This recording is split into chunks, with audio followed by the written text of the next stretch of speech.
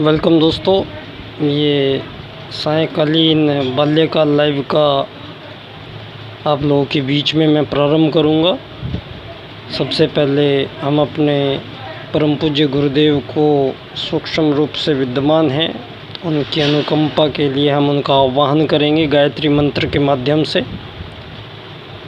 ओम भूर्भुवः स्वाहा तत्सवितुर्वरेण्यं भर्गो देवस्य धीमहि धियो यो नः प्रचोदयात्। ओम गुरुर्ब्रह्मा गुरुर्विष्णु गुरुरेव महेश्वर गुरु साक्षात् परब्रह्म तस्मै श्री गुरुवे नमः। दोस्तों, सबसे सौभाग्य का क्षण ये होता है जीवन में कि अगर आपको एक समर्थ और सबल गुरु आपको मिल जाए तो इससे बड़ा सौभाग्य और कुछ होता नहीं है। तो ये मेरा सौभाग्य था कि एक ऐसे गुरु से मेरा रिश्ता रहा जो स्वयं महाकाल के रूप में इस धरा पे आए और इस धरा को सारी धरा को नव निर्माण के लिए जितना भी कूड़ा करकट इकट्ठा हुआ था जो हज़ारों सालों में, उस सारे कूड़े करकट को बुहारने का काम अपने जिम्मे लिया उन्होंने और भली भांति सारा प्रोग्राम अपना बना के और पूरे जीवन पर्यंत उन्होंने अपनी युग निर्माण की जो आधारशिला थी वो उन्होंने पूर्णतः रखी दुनिया के सामने। और ऐसे उनके बारे में चर्चा मैं उनके बारे में क्या बोलूं। मेरे दोस्तों, आज के परिप्रेक्ष्य में हम बात करेंगे। आज हम 21वीं शताब्दी में रह रहे हैं, तो इसका मतलब ये नहीं है कि मानव केवल यहाँ 2100 साल से रहता है। सबसे पहले आप इस 21वीं शताब्दी को ठीक कर लीजिए, क्योंकि भगवान श्री राम यहाँ 5500 साल पहले भारत में उनका राज था। और ये बात पहले कोई कहता नहीं था, लेकिन अब नासा ये प्रमाणित करके देता है। भगवान श्री राम ने जो पुल बनाया था, नासा उस पुल के जो चित्र आपको भेज रहा है और वो चित्र ये कह रहे हैं कि ये भगवान श्री राम ने 5500 साल पहले ये पुल बनाया था। तो दोस्तों, 21वीं शताब्दी में रहने वाले सभी लोग, वेलकम मनोज जी। तो 21वीं शताब्दी में रहने वाले सभी लोग हम यही मान के ना चलें कि केवल 2100 साल से यहाँ मानव रहता है। तो ये जो अधूरा आप लोगों को बताया गया है, इस अधूरेपन को पूर्णतः ठीक कर लीजिए। यहाँ लाखों साल से, करोड़ों साल से यहाँ मानव है धरती पे। तो दोस्तों, ये लाखों करोड़ों साल की यहाँ इकट्ठी की हुई जो पूंजियाँ हैं उनको आप देख सकते होंगे। दोस्तों, यहाँ करोड़ों तरह के जीव जंतु धरती पे निवास करते हैं और सभी जीव जंतुओं को एक ऐसा दिशा निर्देश है स्वतः, मतलब उस परम सत्ता ईश्वर का, कि सभी जीव उस परम सत्ता के बनाए हुए उन कायदे, उन कानून को वो अनुपालन करते हैं।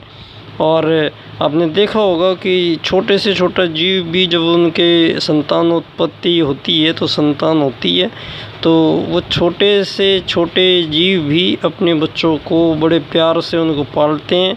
और जैसे ही वो बच्चे बड़े हो जाते हैं तो उन बच्चों को वो छोड़ देते हैं, फिर मोह में नहीं आते हैं, मतलब वो अपना जीवन फिर अपने आप शुरू कर देते हैं, लेकिन वो मोह उनको खींचता नहीं है, लेकिन वो अपना कर्तव्य पूरा करते हैं। दोस्तों, ये मानव ही एक ऐसा प्राणी है जो उसका कर्तव्य केवल बच्चे को छोटा होता है तो उसको आता नहीं है, बोलना नहीं आता है, चलना नहीं आता है, तो उसको माँ है, पिता है और समाज है, तो उसको पढ़ाता है, उसको सिखाता है, उसके दिमाग में क्या उसके सिखाना है, आगे आने वाली जो समस्याएं उनको कैसे सॉल्व करना है, दुनिया के बारे में उसको बताना है, पूरे पर्यावरण के बारे में बताना है, ईश्वर के बारे में बताना है, मृत्यु के बारे में बताना है, अनंत ऊर्जाओं के बारे में बताना है, अनंत ज्ञान है जो धरती पे उसके बारे में बताना है। तो दोस्तों, ये सत्य आपको बता दिया जाए तो यहाँ मानव जो धरती पे आया तो सबसे पहले मानव का सतयुग काल रहा। दोस्तों, वो सतयुग ऐसा था वहाँ उस सतयुग में ना तो कोई राजा था, ना कोई प्रजा थी, ना कोई दंड था, ना कोई दांडिक था। वहाँ मानव की मानव से कोई त्रुटि नहीं थी, कोई आपस में बैर नहीं था, किसी भी तरीके की हिंसा नहीं थी, किसी तरह का कोई व्यभिचार नहीं था। मानवों के बीच में परस्पर एक दूसरे का सहयोगात्मक भाव से यहाँ सतयुगी समाज भारत ने विश्व को दिया। दोस्तों, तो सतयुग में मानव की उम्र भी हज़ारों साल होती थी दोस्तों। इच्छा मृत्यु प्राप्त था मानव। महाभारत में आपने भीष्म पितामह को तो अभी ज़्यादा पुरानी बात नहीं है, तो भीष्म पितामह तो अभी कुछ हज़ार साल पहले ही यहाँ पे थे, तो उनको इच्छा मृत्यु प्राप्त थी। तो सतयुग तो उससे लाखों साल पहले की बात है दोस्तों। तो मानव है कौन, ये प्रश्न बहुत इम्पोर्टेंट है आज के टाइम पे, क्योंकि आज ये जो दुनिया में अति हो चुकी है, हर चीज़ की ये अति है। एक तरीके से आपके जो विकास की गाथाएं आपने की है, विकास जिसको बोला है, तो वो विकास इतना गहराई से आपका प्रकृति का विनाश करता चला गया और सारी दुनिया उस विकास के पीछे चलती चली गई दोस्तों। इससे हमारा पर्यावरण, हमारी प्रकृति, इससे पूरा का पूरा तहस-नहस कर दिया आपने। और ज़मीन को खोदते ही जा रहे हैं, जो भी उसमें सामान है वो सारा निकालते ही जा रहे हैं। ज़मीन के नीचे तक आपने खोद डाला है, प्लेटेलेट्स तक आपने खिसका दी है। और दोस्तों, जल है, जितनी भी नदियां हैं, जितने भी बांध हैं, जितने भी तालाब हैं, जितनी भी, हर जगह आपने प्रदूषण इतना ज़्यादा फैला दिया है कि अपने आप ही मानव उस विकास को प्राप्त कर रहा है जहां वो मानव का ही दुश्मन हो चला है। पर्यावरण और प्रकृति का तो विनाश किया ही किया है। तो ऐसे विकास में अग्रसर है सारी दुनिया, जहां आप लोगों को ये एक दूसरे का वध करना, एक दूसरे को शोषित करना, प्रताड़ित करना, एक दूसरे मानव से स्वार्थवश उससे जुड़े रहना और मानव का मानवीयता का हास करते रहना, ये आप लोगों का जीवन दर्शन बन गया है दोस्तों। समर्थ ही जिंदा रहेगा और कमज़ोर को जीने का अधिकार नहीं है। तो फिटेस्ट लाइफ की बात आप करते हैं, तो दोस्तों ये बड़े शर्म की बात है हमारे लिए। हम उस भारत में बैठे हुए हैं आज, जहाँ से मानवीय चिंतन की श्रेष्ठताओं का पूरे संसार को विश्व गुरु भारत, आज से नालंदा और तक्षशिला को ही देख लीजिए, पूरे संसार के लोग वहाँ अध्ययन करने आते थे। और पूरे ब्रह्मांड की हमारे ऋषि मुनियों ने पूरी व्याख्याएं की है। आर्यभट्ट ने पूरा खगोल विज्ञान को आपको बता दिया था।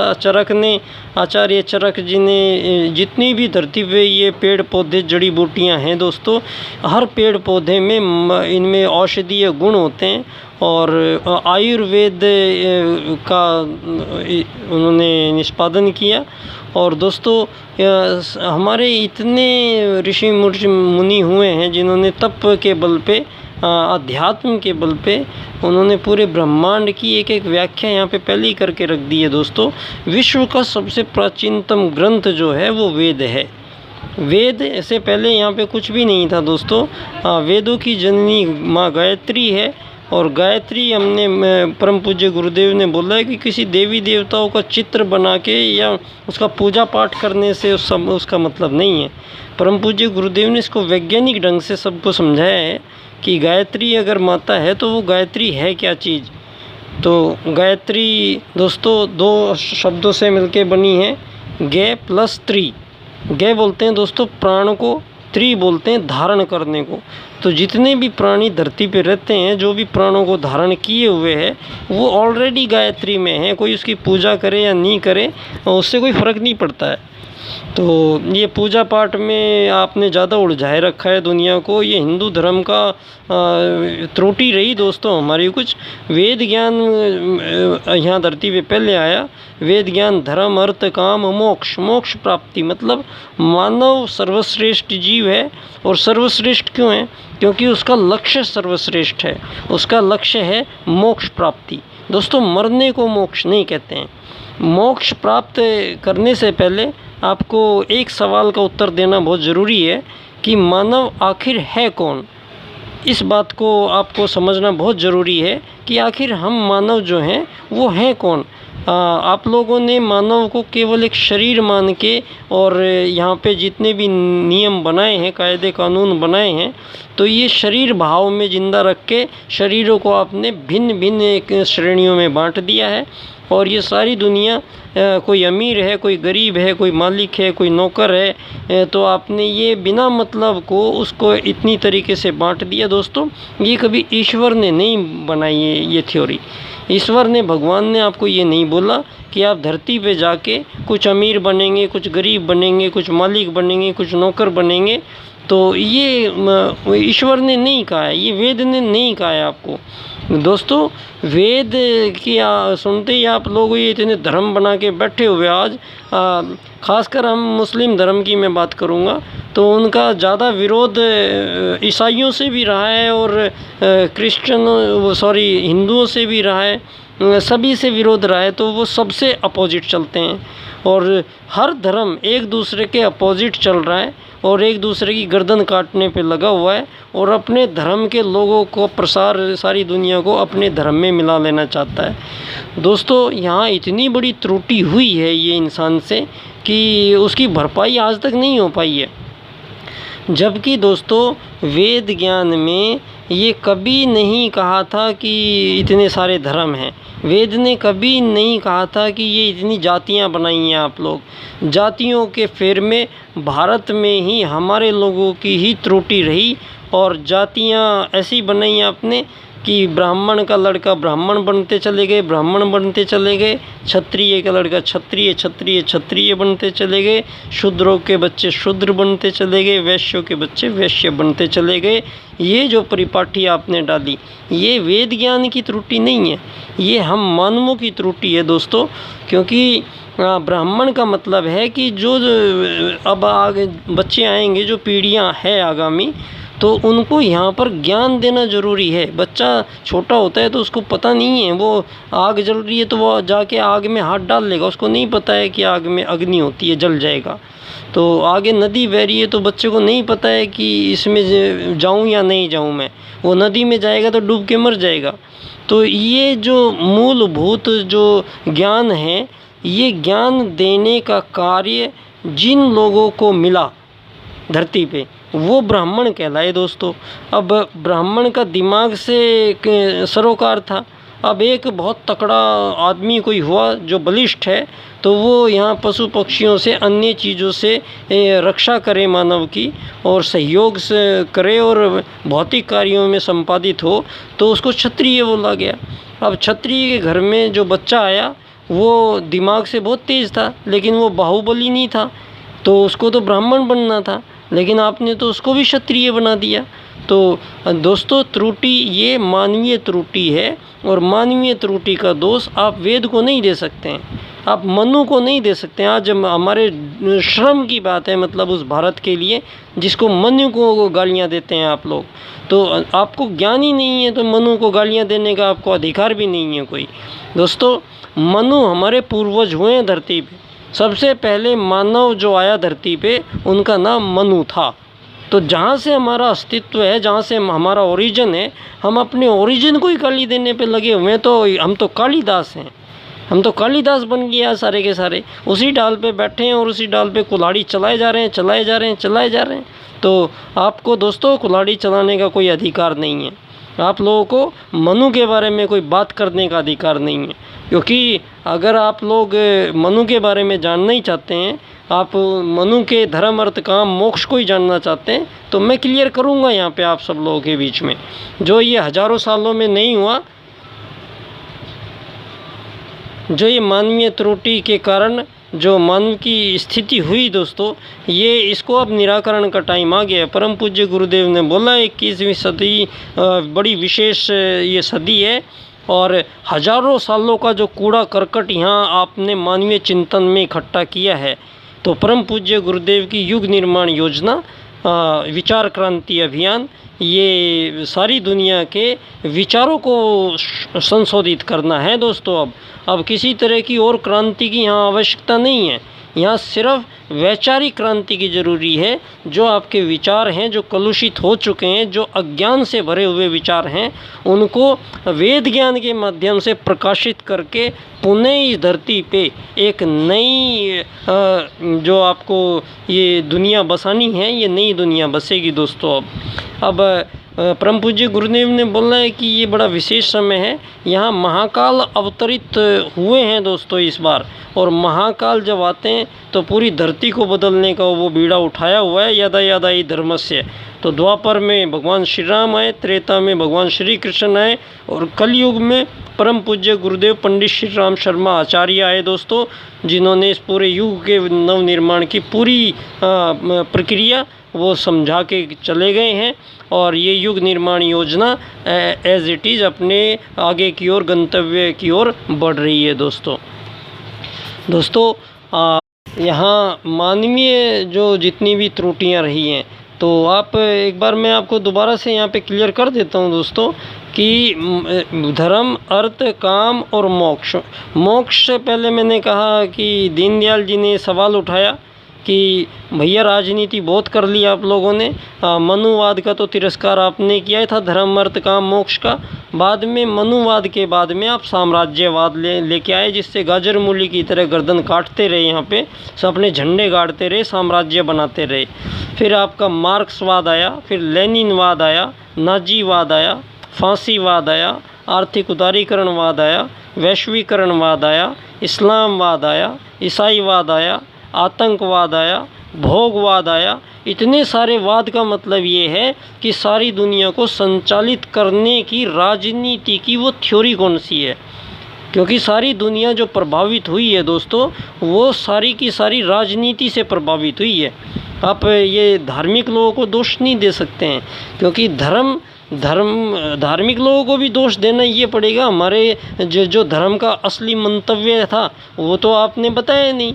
और धर्म आज भारत से मैं पूछता हूँ कि भारत किस चीज़ से चलता है भाई, तो या तो धर्म होता है दुनिया में या अधर्म होता है, दो ही चीज़ है, तो दो के अलावा तीसरी हो ही नहीं सकती है।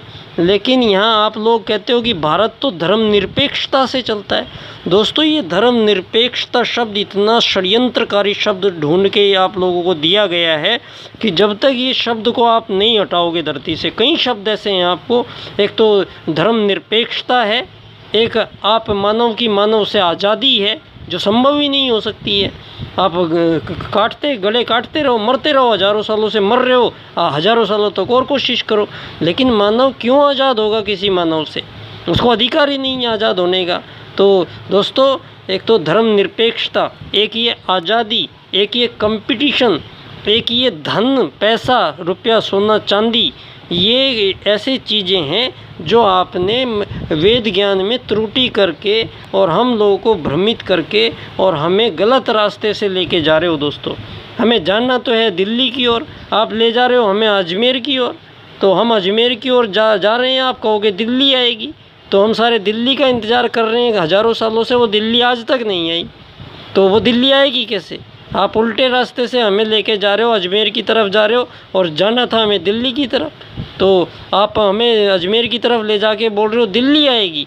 तो दोस्तों अब दिल्ली नहीं आएगी, अब दिल्ली आएगी जब हम 1 मिनट रुक जाओ सारा संसार, और रुक के इस चीज़ को समझ लीजिए कि ये पूंजीवाद से संचालित जो लोकतंत्रवाद है, ये असली समस्या है धरती पे। जब तक ये पूंजीवाद को धरती पे ये पूंजीवाद रहेगा, जब तक कोई भी मानव एक समान नहीं हो सकता है। ये पूंजीवाद स्वयं में एक अंतहीन लड़ाई है, जिसमें पूंजीवाद में एक अमीर बनेगा तो एक गरीब बनेगा, एक मालिक बनेगा तो एक नौकर बनना पड़ेगा। तो दोस्तों हमें ये पूंजीवाद का इंतज़ाम करना पड़ेगा। वो इंतज़ाम कर दिया दोस्तों हमारे दीनदयाल उपाध्याय जी ने। दीनदयाल उपाध्याय जी की यहाँ पे कोई आप लोग चर्चा नहीं करते हो, इनकी चर्चा करनी बहुत ज़रूरी है। आपने हर नोट के ऊपर गांधी जी के चित्र जो छाप के बैठे हो आप, तो गांधी जी से पहले यहाँ पे भारत में और कुछ नहीं हुआ क्या? यहाँ गांधी जी हुए हैं क्या सब कुछ? बस उससे पहले का हमारा कोई इतिहास नहीं है, हमारी कोई सनातन परंपरा नहीं है। तो आपने हर जगह ये षड्यंत्र करके गांधी जी लगा के रखी है फ़ोटो पे, तो ये फ़ोटो हटा दीजिए अब। इसे ये ज़रूरत नहीं है ये गांधीवाद की हमें। वो गांधीवाद को छोड़िए, आप एकात्म मानववाद पे आ जाइए। आप एकात्म मानववाद, पंडित दीनदयाल उपाध्याय जी ने 3 मंत्र दिए अपने जीवन में। एक दिया उन्होंने अंत्योदय, कि अंत में जितने भी व्यक्ति आपने खड़े किए हैं वो सबको आगे लाके एक ही लाइन बना लो, सारी दुनिया एक ही लाइन बना लो। अब ये पीछे आगे पीछे का झंझट छोड़ दो और सब पीछे जितने भी हैं उनको सबको एक आगे लाइन बना लो, सारी दुनिया उस लाइन में आ जाओ। तो कितना शानदार एक उन्होंने अंत्योदय का विचार दिया। दोस्तों, दीनदयाल जी ने अर्थायाम का विचार दिया। अर्थायाम में कहते हैं दीनदयाल जी कि कोई भी काम करेंगे उसके बदले आपको धन दिया जाएगा, पैसा दिया जाएगा, रुपया दिया जाएगा। ये विचार हमारा है ही नहीं भारत का, ये विचार पश्चिम का है, ये क्रिएशन पश्चिम की है। तो भारत का विचार है सहयोग वृत्ति। आप हमारे ये काम कर दीजिए, हम आपका वो काम करेंगे। दोस्तों, मैं छोटा सा था जब बचपन में, तो वहाँ गांव में एक भी पैसा नहीं था किसी के पास, और हम सारी चीज़ हम अनाज से ख़रीदते थे हर चीज़। तो वो टाइम मैंने देखा है, तो वहाँ धन था ही नहीं। ये पिछले 100, 150, 200 सालों में दोस्तों ये आपका षड्यंत्र काम कर गया है बुरी तरीके से। तो ये ठीक करेंगे इसको। तो अर्थायाम का चिंतन दिया कि ना तो ज़्यादा पैसा किसी के पास ज़्यादा हो, ना पैसा किसी के पास कम हो, ऐसी व्यवस्था बनाएंगे। तो ये धन से ही सारी दुनिया आज, ये जितनी भी त्रुटियां हैं, जितने भी परमाणु बम हैं, जितने भी रासायनिक बम हैं, जितने भी ये हत्याएँ हो रही हैं, जितने एक से एक हथियार बना के बैठे हुए आप लोग, तो सारे के सारे हथियार, धरती से जितने भी हथियार हैं वो सारे के सारे एक ही दिन में समाप्त होंगे दोस्तों।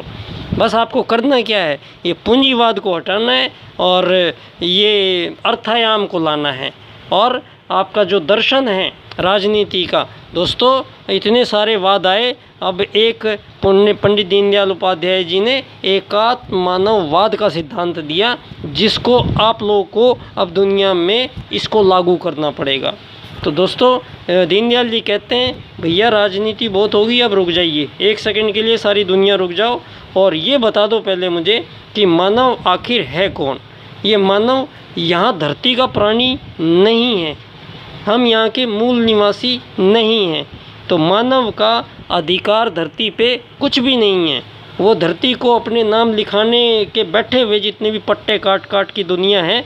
तो दोस्तों, इससे बड़ा मजाक क्या हो सकता है कि हम थोड़े से दिन के मेहमान होते हैं, धरती की यात्रा करने आए हैं, और हमें यहाँ मालिक नौकर अमीर गरीब के फेर में फंसा के और हम धरती खरीदते फिर रहे हैं। यहाँ पे हम धरती को अपने नाम पट्टे काट के बैठे हैं। शर्म आनी चाहिए आप लोगों को, डूब के मर जाना चाहिए आप लोगों को। ये धरती को कोई ख़रीद नहीं सकता है।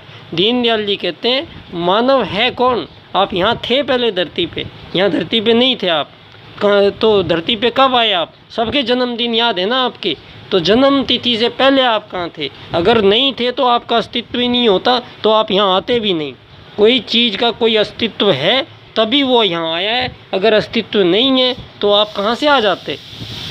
और या जब आप यहाँ धरती पे नहीं थे तो थे कहाँ? पहले उसका जवाब दीजिए। पंडित दीनदयाल जी कहते हैं मानव है कौन? मानव मूल रूप से एक आत्मा है। ये शरीर जो आपको दिखाई दे रहा है, जो अपने आप को आप शरीर मान के बैठे रहते हो, तो ये शरीर एक मिट्टी है दोस्तों। ये अग्नि, जल, पृथ्वी, वायु और आकाश 5 तत्वों से मिलके बनी है। और जब आप इसमें से निकल के चले जाओगे, ये फिर 5 तत्वों में मिला दी जाएगी, फिर आपको गाड़ दिया जाएगा, जला दिया जाएगा। तो वो जो इसमें मानव देह में आया वो है एक आत्मा, और आत्मा इस शरीर में रहा और अपना जीवन काल पूरा किया, धरती की यात्रा पूरी की, और फिर वहीं चला गया जहाँ से आया था। तो कहाँ से आया था? वो आया था परमात्मा के पास से, एक आत्मा। और वो आया धरती पे और रहा और फिर मर के फिर वहीं चला गया। तो आत्मा का ठिकाना कहाँ है? परमात्मा के पास। तो आत्मा, आप एक आत्मा है, शरीर नहीं है आप। शरीर आपका एक वाहन है, एक यात्री का आपका एक वाहन है ये यात्रा करने का। तो आप शरीर भावों में जी के, और आप शरीरों के हिसाब से जो बंटवारे कर कर के, ये अमीर है, ये गरीब है, मालिक है, ये नौकर है, ये ऊंची जात है, नीची जात है, ये विकसित राष्ट्र है, ये अर्धविकसित राष्ट्र है, ये अल्प विकसित राष्ट्र है। तो यह आपने ऐसा जंजाल पाला हुआ है यहाँ पे, ये हज़ारों सालों से नहीं कटा। और अगर आप नहीं समझे इस टाइम पे, तो ये आपको सारी धरती को ले डूबेगा। ये अब ये पूंजीवाद। अब आपको दोस्तों ये पूंजीवाद को समझ लेना बहुत ज़रूरी है। और इसके ये जितना प्राइवेट सेक्टर का आपको लेके कौन आया धरती पे, सबसे बड़ी गलती आदमी ने फिर की कि उसने प्राइवेट सेक्टर बना दिया। एक आदमी को ही भगवान बना के रख दिया आपने। पूंजी उसके हाथ में संचालित हो रही है। सारी दुनिया में जो भी पूंजी लेके बैठे हैं, मुश्किल से 6-7% लोग होंगे, वो सारी धरती की पूंजी लेके बैठे हैं। और सारी धरती में जितने भी गरीब हैं तिल तिल करके मरते हैं रोज़ाना, और आखिरी में तो मरते ही हैं एक बार। लेकिन रोज़ मरते हैं, कितनी बार मरते हैं ये गरीबी में आदमी, इसका अंदाज़ा नहीं है आपको। आपको अधिकार क्या है किसी भी आदमी को तिल तिल करके मरने के लिए बाधित करने का? दोस्तों यहाँ पे आप लोगों को कोई अधिकार नहीं है। तो आप दीनदयाल जी के एकात्म मानववाद, अर्थायाम और अंत्योदय तीनों को मिला के ये जो विषय बना है मेरा, मानव एकात्मवाद से समग्र व संपूर्ण वैश्वीकरणवाद, ये हमारे वेदों का मूल सार है। आत्मवत् सर्वभूतेषु को दीनदयाल जी कहते हैं एकात्म मानववाद। जितने भी जिंदा इंसान धरती पे है वो एक मूल रूप से आत्मा है। तो जो आत्मवत् सर्वभूतेषु, सब में एक ही आत्मा है। वो चाहे गोरा है, चाहे काला है, चाहे कोई नर है, चाहे कोई नारी है, चाहे कोई बच्चा है, चाहे कोई बूढ़ा है, सब में एक ही आत्मा है। तो आप में कंपटीशन का एक है, यहाँ कंपटीशन का एक लगा रखा है आपने दुनिया में। ये कंपटीशन 3-4 शब्द मैंने आपको गिना दिए हैं, ये चारों शब्दों को धरती से गायब होना पड़ेगा, और कोई उपाय नहीं बचाया अब। तो दोस्तों परम पूज्य गुरुदेव का आह्वान है, महाकाल का अवतरण है। परम पूज्य गुरुदेव ने कहा है कि यहाँ जब महाकाल आएंगे तो पहले यहाँ वो तांडव मचाएंगे। तो तांडव आप देख ही रहे होंगे, कोरोना के कारण दुनिया में कैसी लाशों के अंबार पड़े हैं। तो दोस्तों ये महाकाल का ही अवतरण है। अब इससे ज़्यादा अभी आप कहीं सुनामी आई है, कहीं कुछ आया है। अभी भारत में जो अभी ये सुनामी आई है, तो आसमान से कुछ ऐसे जीव बरसे हैं दोस्तों जो एलियन की तरह उनके प्रमाण हैं। जा फोटो देख लीजिए आप जाके।